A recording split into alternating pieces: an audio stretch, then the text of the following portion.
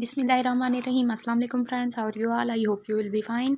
Friends, आज हमारा topic है गज़ल के बारे में। गज़ल क्या है और इसकी खसूसियात पर थोड़ा सा ब्रीफ ओवरव्यू दूंगी आपको।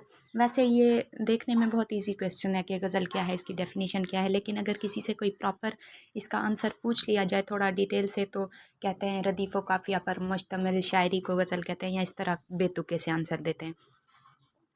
इंटरव्यू में अक्सर पूछ लिया जाता है कि गज़ल और नज़म में क्या फ़र्क है, या गज़ल की खसूसियात के बारे में क्वेश्चन किया जाता है, या फिर ये पूछ लिया जाता है गज़ल की इब्तदा कब हुई, या हाल ही में गज़ल में क्या तब्दीलियाँ की। इस तरह के क्वेश्चन किए जाते हैं। सबसे पहले मैं आपको बताती हूँ कि गज़ल क्या है, इसकी खसूसियात क्या हैं, उसके बारे में 1 बाय 1 वीडियोज़ में आपको इसकी डिटेल भी शेयर किया करूँगी। गज़ल से मुराद हिरन के मुंह से उस वक्त निकलती हुई चीख है जब उसे शिकारी कुत्तों से बचने की कोई उम्मीद ना हो। यानी जब हिरन को शिकारी कुत्तों से बचने की कोई उम्मीद नहीं होती और उसके मुंह से एक ज़ोरदार चीख निकलती है, उसका नाम गज़ल है। यानी दर्दनाक आवाज़, दर्दनाक चीख। हैयत के लिहाज से गज़ल एक ख़ास सनफ़े सुख़न है जिसके शुरू में एक मतला होता है, आखिर में एक मक्ता होता है। मक्ता में यानी आखिरी शेर में शायर अपना तख़ल्लुक़ अगर बयान करे तो उसे मक्ता कहते हैं। पीपीएससी टेस्ट में अक्सर ये क्वेश्चन आया हुआ होता है कि अगर शायर आखिरी शेर में अपना तख़ल्लुक़ इस्तेमाल ना करे तो उसे क्या कहते हैं। उसे मक्ता नहीं कहते। आखिरी शेर में अगर शायर अपना तख़ल्लुक़ इस्तेमाल ना करे तो उसे आखिरी शेर कहते हैं। एक और क्वेश्चन पीपीएससी टेस्ट में अक्सर पूछा जाता है कि माहिरीन तालीम के मुताबिक गज़ल के अशार की तादाद क्या होनी चाहिए। गज़ल के अशार की तादाद ताक होनी चाहिए, ये जवाब भी ठीक है। अगर जवाब इस तरह हो कि ज़्यादा से ज़्यादा 17 और कम से कम 5 हो तो ये जवाब भी ठीक है। गज़ल में एक काफ़िया और रदीफ़ का इस्तेमाल पाबंदी से इब्तदा से ताहाल हमेशा बरकरार रहता है। गज़ल की हैयत मतला, मक्ता और मुंतशिर हम काफ़िया और हम रदीफ़ अशार से मिलकर एक ख़ास शक्ल में कोई ना कोई एक ख़ास शक्ल इख्तियार कर लेती है और इसका एक ख़ास असर भी होता है। अगर गज़ल में हम काफ़िया अल्फाज इस्तेमाल ना किए जाएं और बहर और वज़न का मुनासिब ख्याल ना रखा जाए तो ऐसा लगता है कि कुछ छूट गया है, कोई झोल रह गया और बात मुकम्मल नहीं हो सकी। गज़ल के लग़वी मानी औरतों से बातें करना या औरतों से मुतालिक बातें करना है। अभी रिसेंटली जो पीपीएससी उर्दू का लेक्चरर उर्दू का टेस्ट हुआ है उसमें क्वेश्चन था कि गज़ल के मैनी क्या हैं। इसमें 2 ऑप्शन थे सेम जो थे, गज़ल के मैनी औरतों से बातें करना या औरतों के मुतालिक बातें करना, जबकि ये दोनों जवाब ठीक थे। लेकिन हमारे नाक़िस सिस्टम की वजह से मेयार तालीम हमारा इतना डाउन है कि उस वक्त किसी भी स्टूडेंट को ये कन्फ्यूजन नहीं हुई, ये समझ नहीं आई कि ये तो दोनों जवाब ठीक हैं, जबकि पीपीएससी एमसीक्यूज़ में हमने एक को चूज़ करना होता है। और पीपीएससी की पॉलिसी के मुताबिक हम ड्यूरिंग टेस्ट अगर हमें पेपर में कोई मिस्टेक नज़र आती है या किसी सवाल में उलझन होती है या कोई गलती महसूस होती है मुम्तहन की, तो हम ड्यूरिंग टेस्ट उसकी एप्लीकेशन दे सकते हैं, अपनी रिपोर्ट दर्ज करा सकते हैं या ड्यूरिंग टेस्ट उस पर सवाल उठा सकते हैं। लेकिन जैसे ही टेस्ट का टाइम ओवर होता है फिर हम उसके बारे में कोई सवाल नहीं कर सकते। ये पीपीएससी की पॉलिसी है। अफ़सोस के साथ कह रही हूँ कि उस वक्त किसी भी स्टूडेंट को ये मालूम नहीं हो सका कि ये सवाल गलत आया हुआ है, इसमें दोनों ऑप्शन ही ठीक हैं।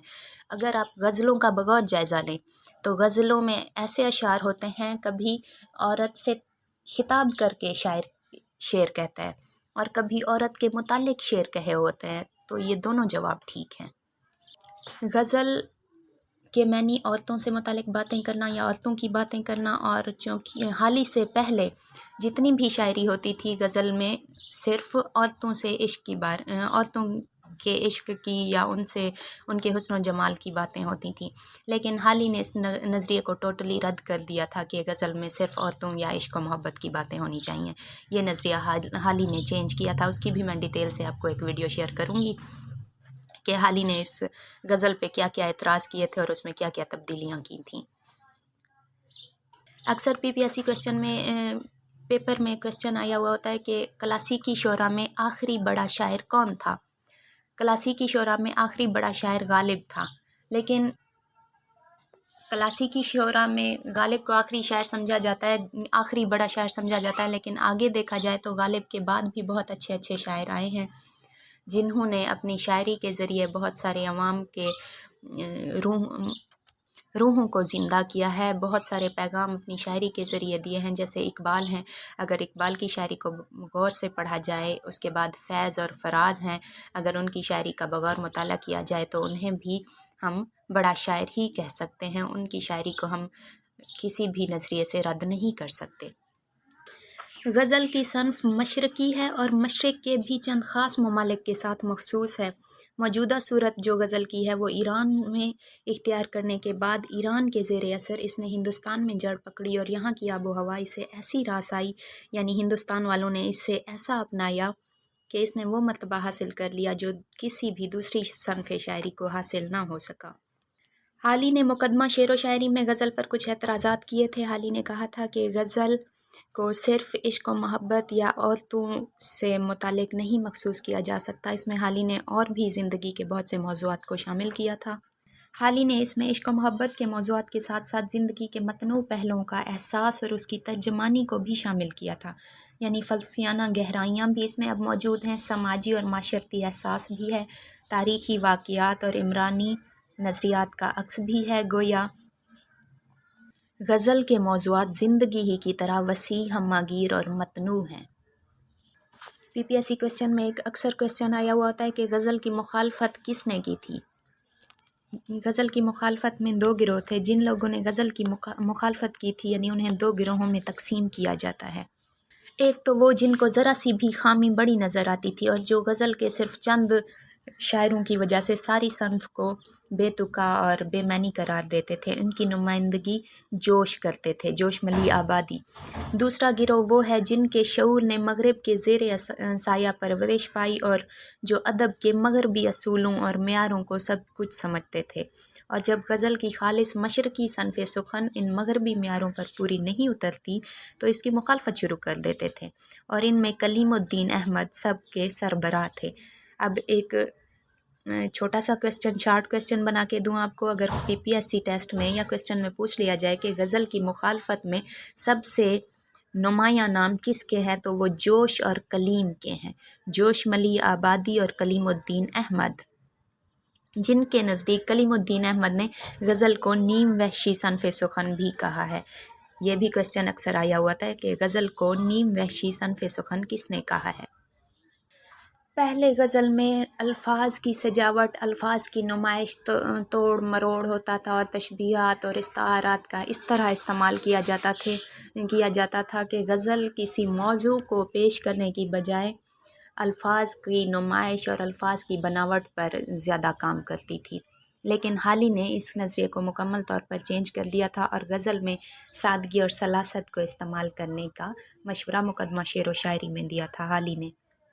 حالی نے غزل میں کیا کیا تبدیلیاں کی ہیں، یہ بتانے سے پہلے حالی کا تھوڑا سا انٹروڈکشن کروا دوں کہ حالی نے غزل گوئی کب سٹارٹ کی تھی۔ حالی نے غزل گوئی 1850 سے پہلے ہی شروع کر دی تھی۔ اس زمانے میں انہیں مرزا غالب کی صحبت میں حاضر رہنے کے مواقع میسر آتے تھے۔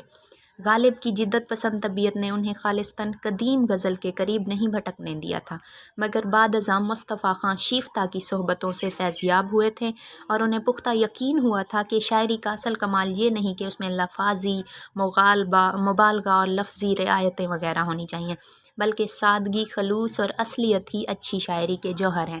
یہ کوسچن بھی اکثر پی پی ایس سی میں آتا ہے کہ غزل کے لیے سادگی، خلوص اور اصلیت کا نظریہ کس نے پیش کیا تھا؟ یہ حالی نے پیش کیا تھا۔ وقت گزرنے کے ساتھ ساتھ انہیں یہ خیال ہونے لگا اور انہوں نے اس کا اظہار نظم و نثر میں بھی کیا کہ حالی کو یہ احساس شروع ہی سے تھا کہ اردو غزل کی دنیا بہت محدود ہے، اس میں صرف حسن و عشق کے موضوع کو بیان کیا جاتا ہے، اس میں زندگی کے تمام پہلوؤں کو بیان کیا جا سکتا ہے۔ حالی نے اس کا مشورہ دیا تھا اور بہت سے شعراء نے اس پر عمل بھی کیا تھا۔ حالی نے سنگلاخ زمینوں میں غزل کہنے سے منع کیا تھا اور غزل میں رعایت لفظی کا استعمال کم ہونا چاہیے، یہ بھی مشورہ دیا تھا۔ پہلی اصلاح انہوں نے غزل میں یہ کی کہ اسے محدود مضامین کی قید سے نکالا جائے اور اس میں اخلاق، سیاسیات، تمدن وغیرہ کے بہت سے موضوعات کو داخل کیا جائے۔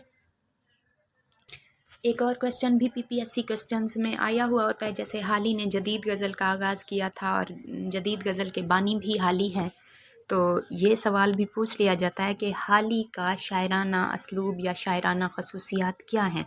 تو اس کا آنسر طویل بکس کو پڑھنے کی بجائے آپ کو میں مختصر سا بتا دوں، آپ چاہیں تو نوٹ کر لیں، اتنا بھی کافی ہے کہ حالی کی غزل چونکہ اسلوب بیان میں قدیم اردو غزل سے الگ نظر آتی ہے، اس میں جدت ہے، اس میں تشبیہ الفاظ کا نیا پن، ردیفوں کی عدم موجودگی، مضامین کا تسلسل، سادگی، بے تکلفی اور اصلیت موجود ہے۔